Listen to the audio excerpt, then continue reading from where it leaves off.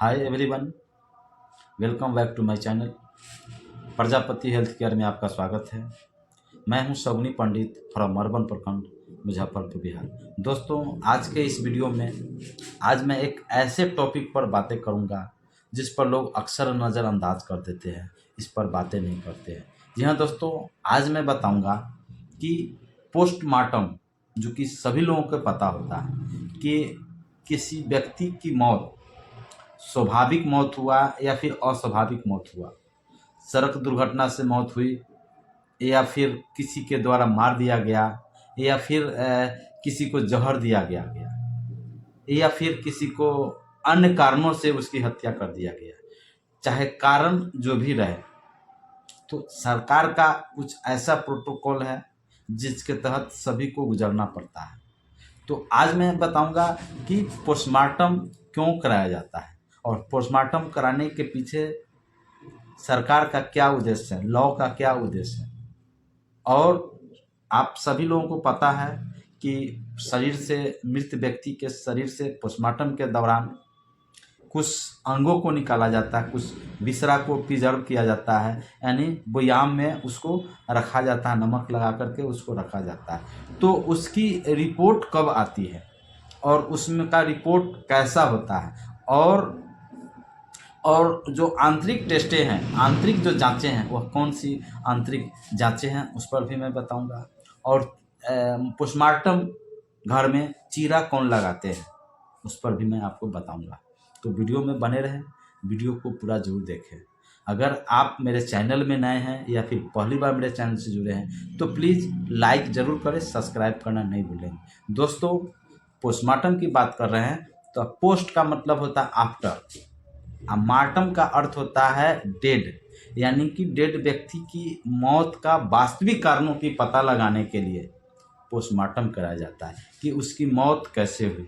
ठीक है, उसके लिए उसकी जो पोस्टमार्टम है कराई जाती है। तो पोस्टमार्टम घर में शव परीक्षण, उसको शव परीक्षण भी कहा जाता है, ऑटोप्सी भी कहा जाता है। ठीक है, तो शव परीक्षण को चीरा लगाने के लिए छोटे रैंक के कर्मचारी होते हैं, जो चिकित्सकों के, जो विशेषज्ञ चिकित्सक होते हैं, उनके द्वारा जो बताई जाती है उस अनुसार वह चीरा लगाते हैं। और डेड बॉडी के चीरा लगाने के उपरांत उसमें पता लगाते हैं, अंगों को देखते हैं कि भाई मौत वास्तविक था, किसी के अन्य कारणों से, जहर से या फिर अन्य किसी कारण से कैसे उसकी मौत हुई, उसकी पता लगाते हैं। और उस चीरा लगाने के पश्चात उस डेड बॉडी से कुछ अंगे हैं जो निकाल लिया जाता है। ठीक है, जैसे उसमें से आपको ये कलेजा निकाल लिया जाता है, या फिर कहे कि उसको जो रक्त हैं कलेजा से, जो खूने हैं, दिल हैं, उस सबको निकाल करके उसको बोरियाम में उसको सील कर दिया जाता है। और उस टेस्ट के लिए उसको फोरेंसिक लेबोरेटरीज, यानी कि विधि प्रयोगशाला, यानी प्रयोगशाला में उसको भेज दिया जाता है ताकि उसकी जांच हो सके।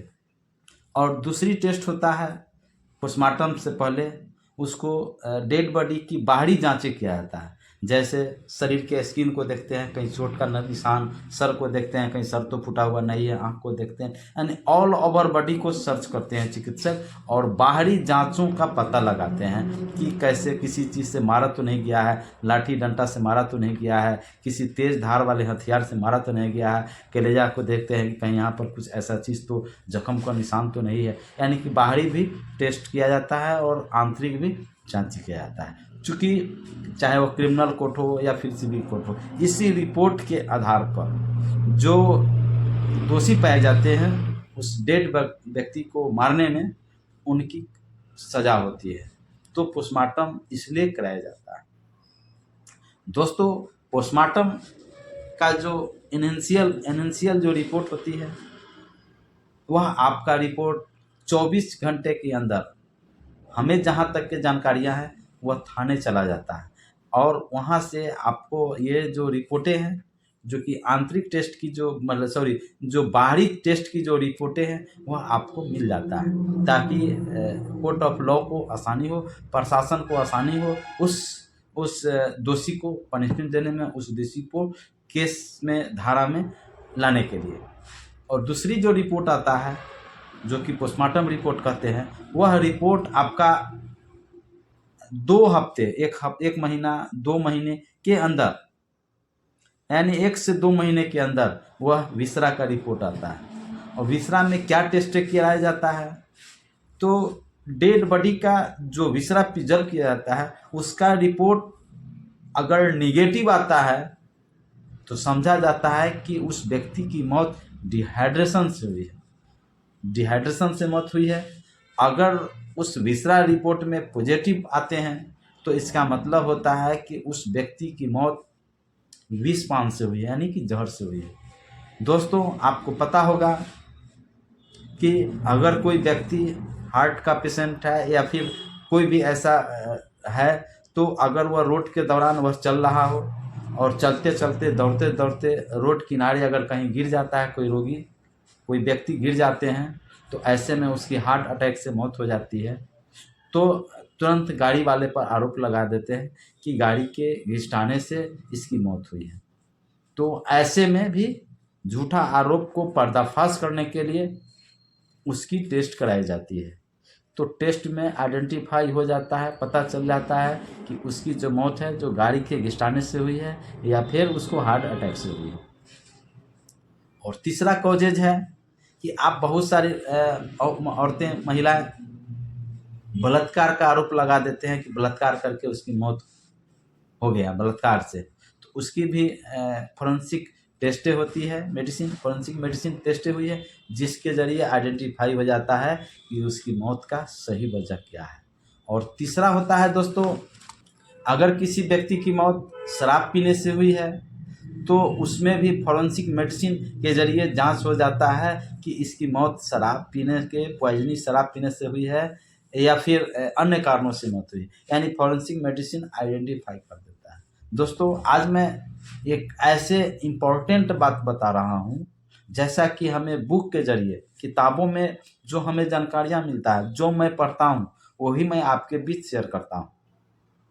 तो आज मैं बताता हूँ, जैसा किताब में लिखा हुआ है कि किसी व्यक्ति की मौत हो जाती है तो मौत के 47 दिन के बाद जब उस यमलोक में जाता है तो उस यमलोक में अच्छे और बुरे फलों की सज़ा मिलता है। अच्छे काम करके जाते हैं तो उनकी अच्छी बात है, उनको उनकी सज़ा कम हो जाती है या फिर नहीं मिलती है, जो बुरे करते हैं उनको सज़ा मिलती है, यानी कि यमलोक में ऐसा होता है।